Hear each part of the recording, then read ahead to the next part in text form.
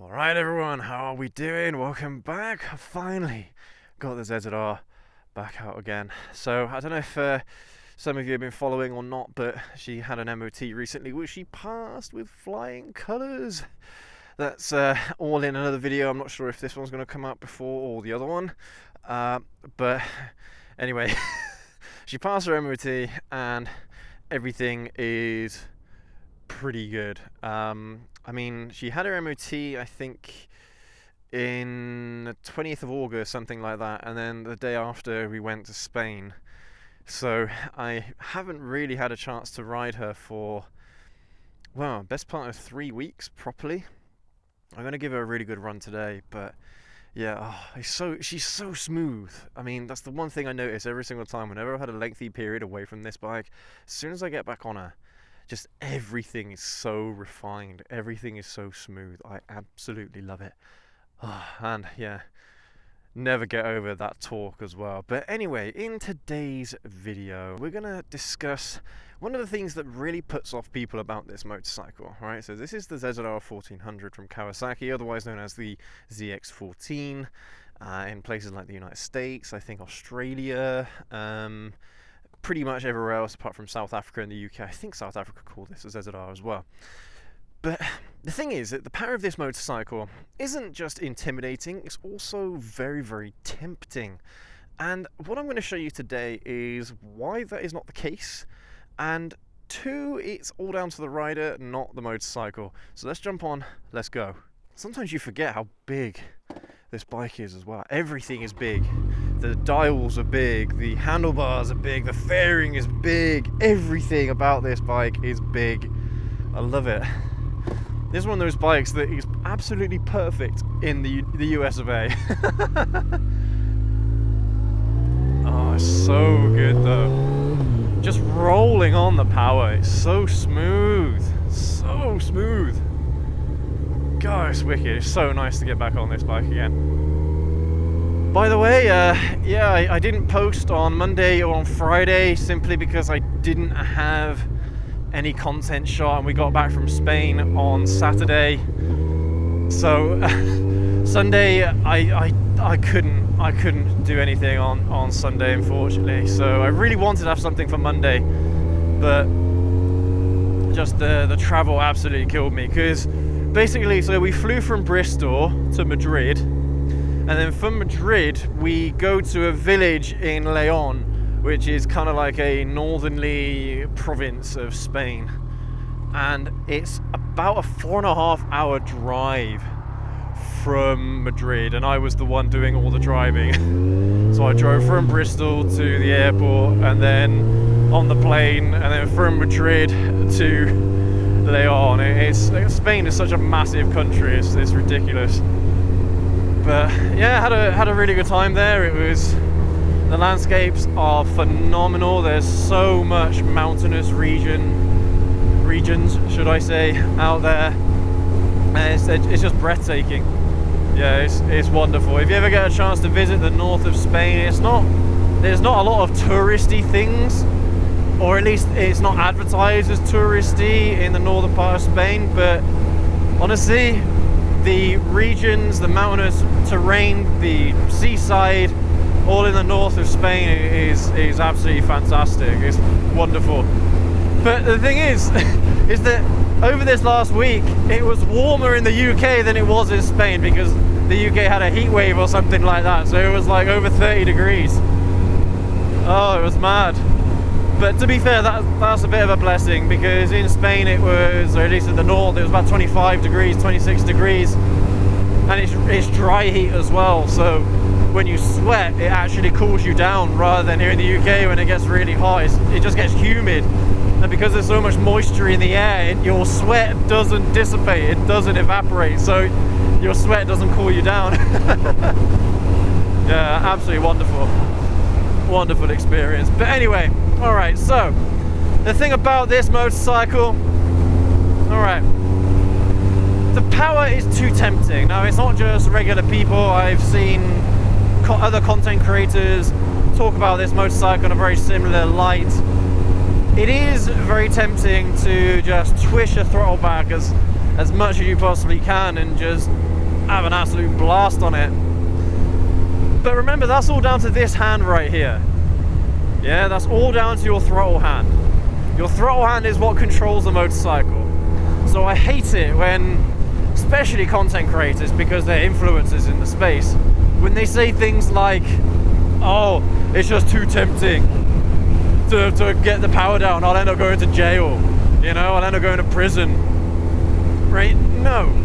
Okay, no, I've had this motorcycle for 3 years now, riding it a lot. I mean, in 3 years, I've put on 6,000 miles on this motorcycle in 3 years. Doesn't sound like an awful lot, but remember, I've had other bikes as well that I've had to ride. But I ride this motorcycle an awful lot, and I'm not blasting it everywhere. I'm only blasting it in areas where I'm comfortable doing it, where I know there's not going to be any speed cameras, where I know I'm not going to have any complications. Yeah? I mean, I'm not sure if there are any straights on this road. There aren't many. But a really good example of me really pushing this motorcycle, at least on the streets here in the UK. I'm not the fastest or best rider in the world by any stretch of the imagination, but is the race that me and the wifey had. So she was in her Honda Civic and I was on this motorcycle, and we had to get to a particular destination. I went a much longer route, and I'm not going to give you the result of that video, but definitely go and check it out because it was an absolute blast. But yeah, this bike can, as our American cousins would say, haul ass. Honestly, this thing is wicked, absolutely wicked. But it's not one of those things where it's all or nothing, all right? It never has been like that. Even the first generation model of this motorcycle, the one that came out in the mid-2000s, the main competitor to the Hayabusa at the time, it wasn't like that. It's really, really manageable. The throttle is, or at least the power delivery is very linear. So even if you do pull back the throttle as hard as you can, the motorcycle isn't going to just be doing 100 miles an hour in an instant. It's not like that. It spools up a little bit. And again, like all motorcycles, it has a power band right at the top end of the range. So 8, 9, 10,000 RPM. That's when you're getting the maximum amount of horsepower, the maximum amount of torque that this motorcycle has to offer. So no, it's not that crazy. But it's such a shame that, because everyone always has like the Hayabusa in this very positive light, because it was the fastest motorcycle in the world when it came out in 1999. It could do over 200 miles an hour. It had how much horsepower? Nearly 200, maybe it had 180, something like that. Right? There are lots of motorcycles that are faster than a Hayabusa, faster than the old Hayabusa, and also faster than the more modern Hayabusa. The Hayabusa, like the ZX-14, the ZZR, is not the fastest motorcycle in the world anymore. These aren't the fastest bikes anymore. They were back in the heyday, but not anymore. There are lots of motorcycles out there that are a hell of a lot faster than these bikes. At least the thing that the original Hayabusa had was it had its original top speed, you know, that top speed of, because it was unrestricted, over 200 miles an hour, you know. This bike could do 200 miles an hour if I de-restricted it. It wouldn't be a problem. But nowadays there are motorcycles that could do a lot more than that, but they are restricted to 186 miles an hour. So, you know, it is what it is. But what I'm trying to say is that this is not a scary motorcycle to ride. If you've got a good few years experience riding anywhere between 500 to 800 cc motorcycles, things like that, this isn't going to be that intimidating. It's going to be fun as hell, but it's not going to be scary as hell, right? My ZH2 is scary as hell. That is one really scary motorcycle. I'm not joking. All right, that motorcycle is absolutely terrifying. When you put it down 100% throttle, you better hold on tight, because that thing, it just wants to eat you up and spit you out. Honestly, it chew you and spit you out. It is disgustingly scary, that motorcycle. But this is a far more refined experience. It's a far more gentlemanly like experience, you know. It's a sporty motorcycle, but it's not overly sporty. It's a very fast motorcycle, but only if you want it to be. It's only a scary motorcycle when you want it to be, and it's only scary in the power band, alright? Even on these roads that I'm in 4th gear, alright? 100% power, and it only really started picking up at about 6,000 RPM, you know, and that was 100% throttle. If I did that on my ZH2 with one hand, right, I'd be off the bike by now. Okay, I wouldn't be on the bike anymore, yeah? So, that's the thing about this motorcycle. It won't do anything that you won't want it to do. Right? It won't do anything that you don't want it to do. So, if you really wanted to kill yourself on it, well, obviously that would be really easy. But at the same time, if you just want to enjoy yourself, if you wanted to cruise, if you wanted to just daily ride this motorcycle, it is entirely doable. Every day, you can ride it in city traffic, you can ride it in cross-country roads, you can ride it on the highways, the motorways. You can put this motorcycle in any situation, and it will handle it just fine. Even filtering, this motorcycle will filter. This thing is a massive motorcycle, right? Look how wide it is. And it still filters like a dream. You can get it past cars easy. It's not difficult to get this motorcycle past traffic. Honestly, anything you throw at this motorcycle, you can do it. Apart from off-roading. Alright, I mean, that's a bit more specialist. Anything on the road that you want to do with this motorcycle. Even track days. If you want to do track days on this bike, you can. And you can have a blast with it. It's not going to be too heavy. And it is a massive motorcycle, right? So it is going to be heavy. But it's going to be nimble enough that you're going to be able to get it around the corners without too much trouble, without having to heave it. You know, it's not like you're going to be riding a cruiser motorcycle around a track, all right? It's not like that whatsoever. This motorcycle is actually surprisingly nimble at even moderate speeds. Moderate speeds, all right? So when you're doing, I don't know, 100 mile an hour on a track or something like that or more, and then you end up coming into brake and you end up moving in towards the apex of the bend, right? You're not going to have any trouble. No trouble with this motorcycle whatsoever. Yeah, man. This is a Hall of Famer, guys. This is a must-have motorcycle, right? If you are even moderately enthusiastic about motorcycles, this is one of the ones that you have to get at some point in your life. Now, I mean, this is a 2016 model. They stopped selling them in Europe and the UK. I think the 2021 model was the last one. So you can't buy them anymore from new. But I bet you there are plenty from 2012, even earlier onwards. If you want the same model as this one anyway, the second generation, then this is from 2012 onwards.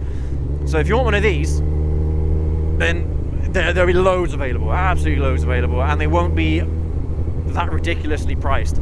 If you want a first generation one, which I've always been curious about, at least trying out a first generation one, see how it compares to the more modern one, then there are loads of those around as well, and they still ride perfect, absolutely perfectly. These things will do 100,000 miles, right? You look after them, these engines are absolutely bulletproof. Some people say about the gearboxes, I've not had any problems with this gearbox whatsoever. Alright, buttery smooth, absolutely perfect. Yeah, just an all-out wicked experience. I can't recommend this motorcycle enough to almost any motorcyclist, even ladies, right? Ladies can ride this motorcycle. It's not that tall, right? It might be wide, it might look big, but the seat height is actually really reasonable. I'm not a tall guy, all right? I'm under 6 foot. I'm not a tall guy, and I can ride this bike very comfortably, all right? No problem whatsoever. Yeah, man. Honestly, there's so many good things about this motorcycle. You would be absolutely silly to not at least have a go on one. I'm sure I say this every single time we go on the ZZR. Every time we get out and ride this motorcycle, I'm saying the exact same thing. You've got to get out and try it. You've got to have a go on it. It is the truth. It is the absolute truth. I wouldn't preach it if I didn't think it was the truth. All right. And there's a large following for these kinds of motorcycles. All right, a very large following. But they are not too tempting Yes, you can if you really want to. You can go to jail, go to prison, whatever you like. Of course you can. You can do that on a lot of motorcycles. You can get yourself killed on a lot of motorcycles. It's not just this one. I love the way how some people will get to 1000 cc and think, that's it, I've done it. that's it. Right? I'm telling you right now, there is very few motorcycles out there that produce the amount of torque that this one does. So this might not be the fastest in the world, but it produces so much torque that it's just a lot of fun to ride on the street, you know? For street riding, this motorcycle is really good. Because sport bikes and things like that, I mean, you might think that they're really good for street riding as well, and a lot of them are, but the problem is that a lot of them don't produce their power until pretty far up into their rev range, which means that you're pretty much already doing about 70 miles an hour before you've even reached the power band of that motorcycle. Whereas on this motorcycle, yeah, the main power is right at the top end of the range, but you've got a lot of power to play with at the lower end of the range as well. And that's a very unique thing about this motorcycle in particular. And I mean, there are others, right, like the ZX2 as well. It's just got torque for days, but again, that's a torque monster. But honestly, when you've got a motorcycle that you're able to enjoy a little bit on the street within speed limits, that's a keeper. And this is one of those machines. I'm telling you right now. Absolutely fantastic. The Kawasaki ZZR1400. Absolutely wicked. But whatever you do, don't get intimidated by this motorcycle. It's not that scary. If it was, my wife would be telling me, because she's pillioned on this bike a number of times. Well, a lot actually. If she pillions on any motorcycle, her favorite is this one. She absolutely loves to pillion on this bike, right? If it was scary, she would tell you it was scary. And she's never said that, ever. The whole time I've had this motorcycle, she's never said that. Alright, it's a really comfy motorcycle to ride pillion and all the rest of it. We've done videos about that before. Alright, check out our ZZR1400 playlist. I've got plenty of videos around this motorcycle and what you can do with it, what you can't do with it, maintenance, things like that. Got loads of videos out there. We're going to keep on making more. Of course we are, because this is just a fantastic bike. But the funniest thing is that, like I mentioned earlier in the intro, is that when I've not ridden this motorcycle for a while, when I get back on it, I'm like, why did I not ride this for a couple of weeks? It is just absolutely brilliant. Absolutely brilliant. But no, guys and gals, it is not intimidating, and no, it's not too tempting if you don't want it to be. Woo!